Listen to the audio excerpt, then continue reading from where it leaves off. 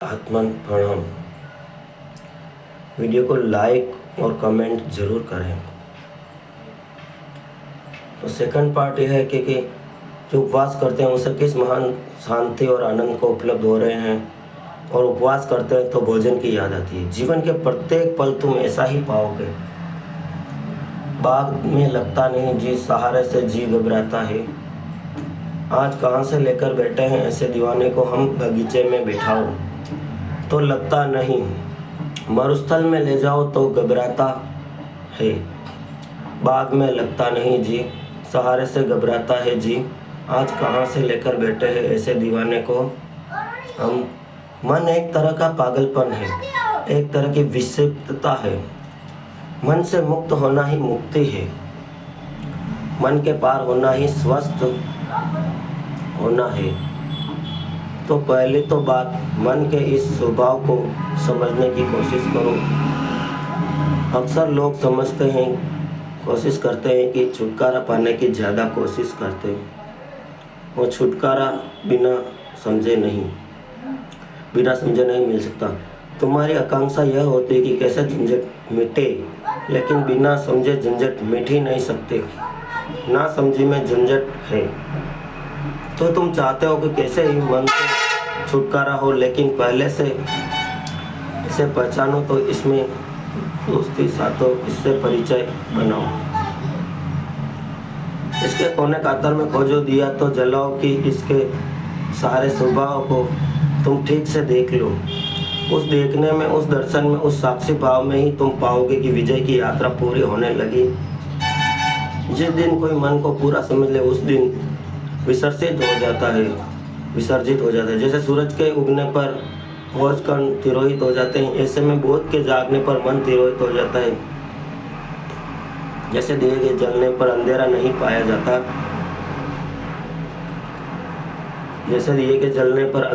पाया जाता, तो मन से लड़ो मत। मन से लड़ने की कोई ज़रूरत नहीं है। पहली बात, लड़ने का अर्थ ही न समझिए। लड़ के कभी कोई जीता है? तुमने यही सुना कि जो लड़े वो जीते। मैं तुमसे कहता हूँ, लड़ के कोई कभी नहीं जीता। समझ के जीत होती है। लड़ने वाले तो ना समझ। लड़ोगे किससे? अपनी छायाओं से लड़ रहे हो। जिसे कोई अपनी छाया से लड़ने लगे, खींच ले तलवार, करने लगे हमला, परिणाम क्या होगा? छाया कटेगी क्या? परिणाम वही होगा, खुद भी धकेगा। और डर है कि छाया से लड़ने में कहीं अपने हाथ पैर न काट ले। क्रोध में, उबाल में पागलपन ना हो उठे। कहीं ऐसी घड़ी ना आ जाए कि विक्षिप्तता अपने को ही काट ले। अक्सर मन के साथ लड़ने ऐसी ही स्थितियों में पड़ जाते हैं। मन तुम्हारा है, तुम्हारी छाया है, बस छाया जैसा है। रोशनी बढ़ाओ, थोड़े जाग के मन को समझो। जब ध्यान करो और मन कहे कि भजन में, तो जरा जाग के देखो। एक तरफ खड़े होकर देखो कि मन क्या कह रहा है। जब भजन करो तो क्या कह रहा है, इसकी चालाकियाँ पहचानो, इसकी कूटनीति पहचानो। मन बड़ा राजनीतिज्ञ है। The video sponsored by Tanish golden and Dwarkadhish electric Fatehnagar. क्या कह रहा है, इसकी चालबाजियां कूटनीति समझो। मन बड़ा राजनीतिज्ञ है। यह तुम्हें भटकाए रहता है, यह तुम्हें चलाए रहता है, और तुमसे ध्यान करके ही देख लिया, कभी भी नहीं लगता। तुमने भजन करके भी देख लिया, वहाँ भी नहीं लगता। तो अब यह समझो कि मन कहीं लगेगा ही नहीं। मन का लगना धर्म नहीं है, ना लगाना मन की आदत है। कहीं लगाना ही नहीं, वही मन है। तो अब जब मन तुमसे कहे कि ध्यान करो, क्या भजन में पड़े हो, तो जाके देखना कि यह फिर वही मन कहीं लगता नहीं, भजन में भी नहीं लगता। तब इसमें कहा कि ध्यान करो, कहते हैं भजन करो, पहले संसार में उतरो। फिर कहा संन्यास ले लो, अब संन्यास भी में भी नहीं लगता। ये बिल्कुल छोटे बच्चों जैसे हमारे मन है। छोटा बच्चा किसी खिलौने के लिए जिद करता है, आपने देखा कि जब वो खिलौना उसे मिल जाता है तो सिर्फ 2-4 घंटों में वह बोर हो जाता है और दूसरे खिलौने के लिए जिद करता है। तो हमारा भी मन, हमने सुना है, मन चंचल मन चित चोर, मन के चारे ना लगिए, मन पलक पलक में और। ओशो के एक बुक में यह कहा गया कि अब संन्यास में भी मन नहीं लगता। कहता है कि संसार में लौट चलो, इस मन को जरा देखना, कुछ करने की बात नहीं है, सिर्फ शांत भाव से देखो, आप साक्षी बन जाओ। आपका शरीर कुछ कर रहा है, आपका शरीर कर रहा है, तो आप आत्मा से देखो, आप साक्षी बन जाओ।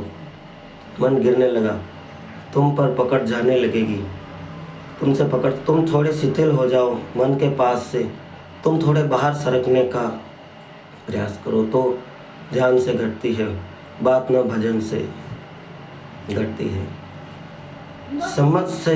इसलिए समस्त धर्मों का सार है।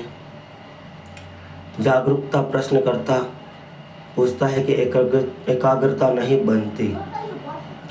मेरे एक मित्र हैं, डॉक्टर है, यहीं राजस्थान उदयपुर में।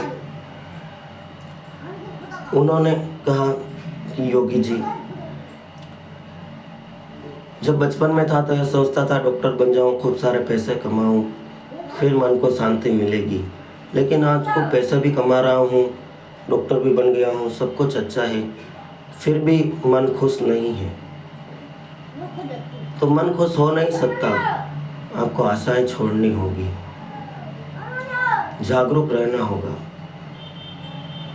एकाग्रता की खोज तो फिर मन के ही सिक्कों में फंसे ये मन है जो कहता है कि एकाग्र बनो। ये तुम्हें असंभव चीज़ें को देखता है, फिर भी नहीं होती है, तुम थके हारे परेशान हो जाते हो।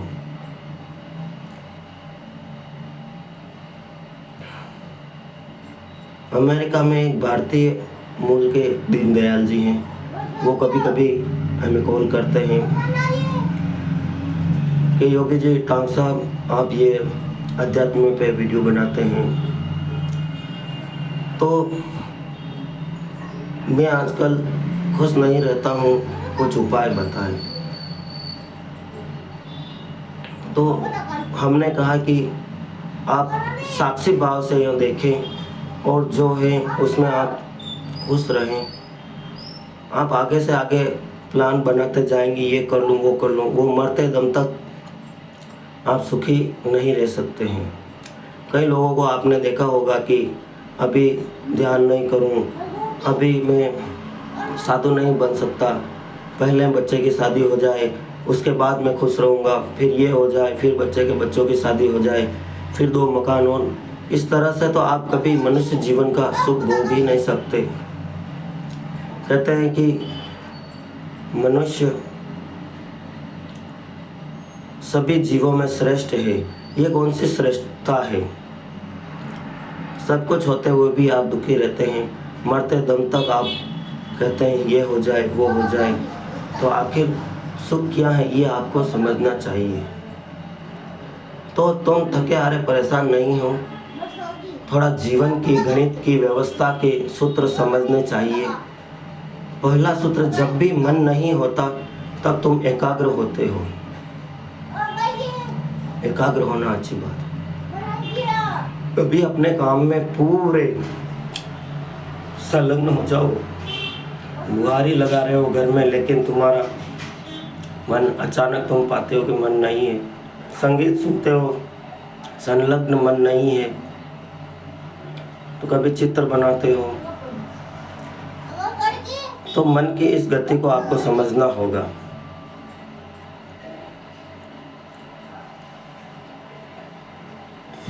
उनसे किसी भी घड़ी में जब तुम पाते हो कि मन नहीं है, तो तुम एकाग्रता से अपने बोध को स्वीकार करें, इसको समझें। एकाग्रता मन की तन्मयता का परिणाम है।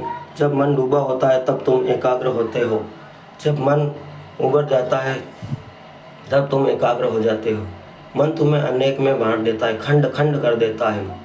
अब तुम चेष्टा कर रहे हो एकाग्रता होने की, एकाग्र होने की चेष्टा और झंझट लाएगी, क्योंकि करोगे किससे चेष्टा? तुम एकाग्र होने की मन से करोगे।